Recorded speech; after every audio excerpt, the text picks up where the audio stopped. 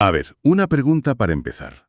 ¿Podría ser que nuestro ancestro más antiguo, ese primer eslabón que nos separó de los otros simios, fuera una criatura de hace 7 millones de años que ya caminaba sobre dos piernas, pero que, a la vez, todavía tuviera un cerebro del tamaño de un chimpancé? Hoy nos vamos a meter de lleno en una de las controversias más fascinantes y, la verdad, más duraderas de la paleontología.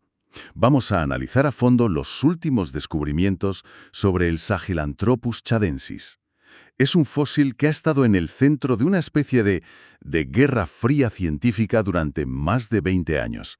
La misión es intentar desentrañar las pruebas que podrían colocarlo en la mismísima base de nuestro árbol genealógico. ¿O no? Exacto. Y el epicentro de todo el debate, la clave de todo, es una única adaptación: el bipedalismo. La capacidad de caminar erguido. Es el rasgo que marca la línea, lo que define a nuestro linaje, los homíninos, frente al resto de los grandes simios. Y las fuentes que manejamos hoy se centran en un estudio rompedor, publicado en Science Advances. Han usado tecnología punta para, digamos, hacer hablar a unos huesos que llevaban 2 décadas guardando sus secretos. Para situarnos un poco, la historia empieza a principios de los 2000 en un lugar que parece de otro planeta, el desierto de Jurab, en Chad. Y allí aparece un cráneo, apodado Tumai, que significa esperanza de vida. Y ya el primer análisis fue una bomba. La posición del foramen magnum, que es el agujero donde se conecta la columna, sugería que la cabeza no iba hacia adelante, como en un mono, sino que estaba equilibrada sobre una columna vertical. Era una pista increíble, sí, pero solo eso, una pista. Un cráneo te puede susurrar que algo es bípedo, pero son las caderas y las piernas las que lo gritan, ¿sabes? Claro. La controversia de verdad estalló cuando, cerca de ese cráneo, aparecieron un fémur, el hueso del muslo, y 2 cúbitos del antebrazo. Y en lugar de aclarar las cosas... Las complicaron muchísimo. Abrieron la caja de Pandora. Durante casi 20 años, su interpretación ha sido un campo de batalla, con estudios que decían una cosa y otros que decían justo la contraria. A ver, yo entiendo la diferencia general entre homínidos, que es el grupo grande de simios, y homininos, nuestra rama bípeda. Pero, para este caso concreto, ¿por qué es tan crucial esa distinción? ¿Qué nos jugamos al intentar meter al Sahelanthropus en una de esas dos cajas? Pues nos jugamos nada menos que el punto de partida de la historia humana. Vaya. Si el Sahelanthropus es un homínino, significa que lo que nos define, caminar erguidos, apareció casi inmediatamente después de que nuestro linaje se separara del de los chimpancés, hace unos 7 millones de años. Si no lo es simplemente otra rama extinta de un simio antiguo. Fascinante, sí, pero no nuestro abuelo directo. Por eso cada milímetro de ese fémur se ha debatido con esa ferocidad. Es que es la frontera entre ellos y nosotros. Y después de 20 años de idas y venidas, llega este nuevo estudio y pone sobre la mesa un análisis con morfometría geométrica en 3D. Esto suena a ciencia ficción. ¿Qué permite ver esta técnica que no se viera antes? Pues mira, imagina que en lugar de mirar una foto de un hueso, creas un mapa topográfico tridimensional con miles de puntos de referencia. Como un escáner. Exacto, como un escáner biométrico. Y el software puede comparar ese mapa con los de cientos de otros especímenes: humanos, chimpancés, gorilas, otros fósiles. Y detecta patrones de formas sutilísimos: curvaturas, grosores, cosas que el ojo humano jamás podría cuantificar. Entiendo. Y este escáner, según los autores, ha encontrado 3 pruebas clave. Vale, pues vamos a desgranar esas pruebas una a una. La primera, que parece que es el pilar central de todo el argumento, es una pequeña protuberancia en el fémur, un detalle casi insignificante a simple vista, que llaman tubérculo femoral. Lo fascinante aquí no es el bulto en sí, sino lo que implica. Ese tubérculo es el punto de anclaje de un cable de acero biológico, el ligamento iliofemoral. El más potente del cuerpo, creo. El más potente, sí. Piensa en ello. Ahora mismo cualquiera que nos esté escuchando, de pie, tiene este ligamento en tensión, bloqueando la cadera para no caerse hacia atrás. Es el piloto automático del equilibrio. Ajá. Te permite estar de pie sin pensar, ahorrando una cantidad de energía brutal. O sea que es una pieza de ingeniería diseñada específicamente para mantenernos erguidos. Precisamente. Y aquí viene lo demoledor del hallazgo. Según los autores del estudio, esta estructura, esta especie de ancla para el piloto automático del bipedalismo, solo se ha identificado hasta hoy en homininos bípedos. Solo. Solo. No existe en chimpancés ni en gorilas. Encontrarla en un fósil de 7 millones de años es como descubrir el componente clave de un sistema de estabilización moderno en el chasis de un Forte. Te dice que algo fundamental ya estaba ahí desde el principio. Un momento. Que se me ocurre una objeción. Estamos hablando de un pequeño saliente en un hueso que ha estado enterrado 7 millones de años. ¿Podemos estar seguros de que esa era su función? ¿No podría ser, no sé, una coincidencia, el resultado de un golpe o de la propia fosilización? Es una pregunta excelente y es justo el núcleo del contraargumento que veremos luego. Ah, vale. Pero los autores de este estudio defienden que la morfología de la protuberancia, su ubicación precisa, la textura del hueso a su alrededor, todo es consistente con una inserción de un ligamento y no con un daño posterior. Usando el escáner 3D, compararon esa zona con las de otros fósiles y simios y argumentan que el patrón encaja perfectamente en el grupo de los bípedos. Pero tienes razón, es una inferencia, y ahí está la clave del debate. De acuerdo. Dejamos esa duda en el aire de momento. Pero el estudio no se basa solo en esa pieza. La segunda prueba tiene que ver con la forma general del fémur, una torsión que llaman antetorsión femoral. Sí, esto es más sutil, pero igual de importante. Un fémur humano no es recto como una tubería, ¿sabes? Tiene una ligera torsión a lo largo de su eje, como si lo hubieran retorcido un poquito. Entiendo. Esa torsión es clave para que nuestras rodillas y pies apunten hacia adelante al caminar, lo que nos da una zancada eficiente y estable. Los simios, que se mueven a 4 patas o trepan, tienen un grado de torsión muy diferente. ¿Y el del Sahelanthropus? Pues el análisis 3D revela que su fémur tiene una torsión que cae de lleno en el rango de los homininos, como Lucy, y se diferencia claramente del patrón de los simios. Hemos hablado del esqueleto de los huesos, pero un esqueleto no se mueve solo. ¿Qué nos dice este análisis 3D sobre la máquina que movía a esta criatura? Sobre sus músculos. Es que el hueso es un chivato. La forma, las crestas, las rugosidades de la superficie nos cuentan la historia de los músculos que se anclaban ahí. Y el modelado 3D sugiere que el Sahelanthropus tenía unos músculos glúteos. Los del trasero. Esos, sí, pues los tenía organizados de una forma mucho más parecida a la nuestra que a la de un chimpancé. En nosotros, los glúteos son estabilizadores potentísimos. Claro, para no caernos de lado al caminar. Exacto. Evitan que te venzas hacia el lado de la pierna que levantas al dar un paso. En un chimpancé que se balancea de lado a lado, esa función es menos crucial. La forma de este fémur sugiere una musculatura preparada para estabilizar, no para balancearse. Vale, ya tenemos el ancla del ligamento, la torsión del hueso y los músculos. La tercera y última pista es más sencilla.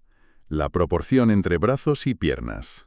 Así es, una simple cuestión de medidas. Los simios, adaptados para trepar o caminar sobre los nudillos, tienen brazos muy largos y potentes en comparación con sus piernas. Y nosotros al revés. Nosotros invertimos la fórmula. Piernas largas para zancadas eficientes, brazos más cortos. Este estudio midió la relación entre el fémur y el cúbito de Sahelanthropus y el resultado es muy revelador. ¿Qué encontraron? Pues que no era ni un simio ni un humano. Era una foto perfecta de una transición en pleno proceso. Sus proporciones son intermedias, mucho más cercanas a las del Australopithecus de Lucy que a las de un chimpancé. Interesante.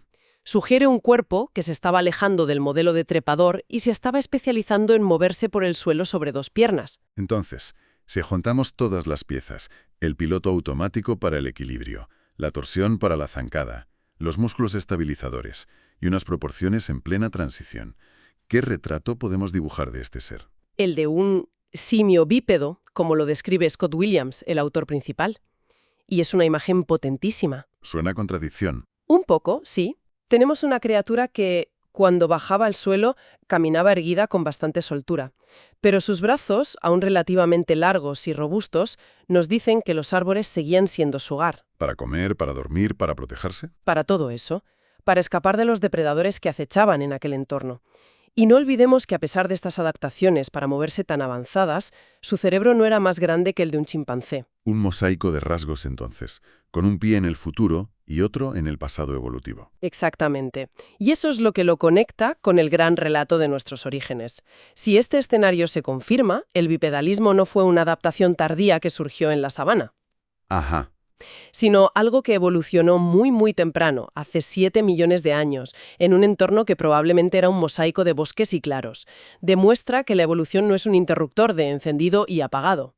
Claro, no es un clic. No, es un proceso gradual, confuso, lleno de criaturas intermedias que no encajan en nuestras cajas bien ordenadas. El caso que presentan parece increíblemente sólido, casi un caso cerrado. Pero me gusta creer que en un campo tan polémico, con un fósil tan disputado, todo el mundo esté de acuerdo. Tiene que haber grietas en esta teoría. Las hay, y son importantes. El debate está más vivo que nunca. La voz más crítica es la de la paleoantropóloga Marine Cazenave. Para ella, la evidencia es, y cito, débil. Débil. ¿Sí? Y su ataque se dirige directamente a la joya de la corona del estudio, el tubérculo femoral. La objeción que yo mismo planteaba antes. ¿Cómo podemos estar seguros de que no es un simple desperfecto? Cazenave lleva esa duda al siguiente nivel. Argumenta que el estado de conservación del fémur es tan pobre, está tan dañado y erosionado, que es imposible conocer el alcance real de esa protuberancia. Ostras. Aquí entra en juego la tafonomía, que es el estudio de todo lo que le pasa a un organismo desde que muere hasta que lo encontramos. Un hueso enterrado 7 millones de años es aplastado, fracturado, erosionado, Le pasa de todo. de todo. A veces, una simple grieta o un desconchón puede llegar a parecer una característica anatómica. Cazenave, en esencia, sugiere que lo que el equipo de Williams ve, como un ancla para un ligamento, podría ser simplemente una cara en una nube geológica. Es una objeción muy seria, porque si esa prueba estrella se cae, el resto del argumento se debilita bastante. Se debilita, aunque no se derrumba del todo porque quedan las otras dos pruebas, pero sin duda es un golpe a su argumento principal. Y esto nos lleva a una tercera vía, una perspectiva más matizada que a mí me parece la más interesante de todas, la del antropólogo John Hawkes. ¿Y qué dice él? Él sí cree que los hallazgos son convincentes, pero nos advierte contra la tentación de pensar en esto de forma binaria, como si el Sahelanthropus tuviera que ser totalmente simio o totalmente homínino. O sea que el problema no está en el fósil, sino en nuestras etiquetas. Precisamente, Hawkes argumenta que nuestra evolución no empezó con un evento claro, sino como un conjunto de cambios difusos y graduales hacia una postura más erguida. Quizás había múltiples especies de simios experimentando con el bipedalismo en aquella época. Ah, claro. Sahelanthropus, con esa extraña mezcla de rasgos, no es una contradicción que haya que resolver, sino la prueba misma de esa fase experimental y confusa. Es una ventana a un momento en el que la línea entre simio y ancestro humano era, como él dice, increíblemente borrosa. O sea que quizás la pregunta ¿es uno de los nuestros? ¿Es la pregunta equivocada? Podría serlo. De acuerdo. Pues vamos a recapitular este viaje de 7 millones de años. Tenemos un nuevo estudio que presenta un caso muy potente, basado en 3 claves anatómicas, de que el Sahelanthropus chadensis caminaba sobre 2 piernas. Por un lado, el anclaje de un ligamento clava para el equilibrio. Por otro, la torsión del fémur para una zancada eficiente. Y finalmente, la proporción de sus extremidades. Si están en lo cierto, sería nuestro ancestro bípedo más antiguo conocido. Pero, a la vez, tenemos una contraargumentación muy sólida que cuestiona la calidad de la evidencia principal, sugiriendo que el paso del tiempo podría haber creado ilusiones en el hueso. Cierto. Y finalmente, una visión que nos invita a aceptar la complejidad, a pensar que quizás este fósil representa algo aún más interesante. No el primer paso definitivo, sino uno de los muchos experimentos evolutivos que ocurrieron en los albores de nuestro linaje. La gran implicación, entonces, es que el bipedismo, nuestra seña de identidad, pudo evolucionar muy temprano, en un ancestro que a primera vista nos parecería un chimpancé y en un entorno que aún era boscoso. La historia de nuestros orígenes se vuelve, una vez más, mucho más compleja, gradual y, la verdad, fascinante de lo que pensábamos. Y esto nos deja con una última reflexión. Si nuestros primeros ancestros ya caminaban erguidos, pero seguían viviendo en los árboles y tenían un cerebro del tamaño de un chimpancé. ¿Qué nos dice eso sobre qué característica nos hizo humanos en primer lugar? ¿Fue el acto de caminar, que liberó nuestras manos? ¿Fue el tamaño del cerebro, que llegó millones de años después? ¿O fue algo completamente distinto, algo intangible, como la cooperación o el lenguaje, que nunca dejará una marca directa en el registro fósil?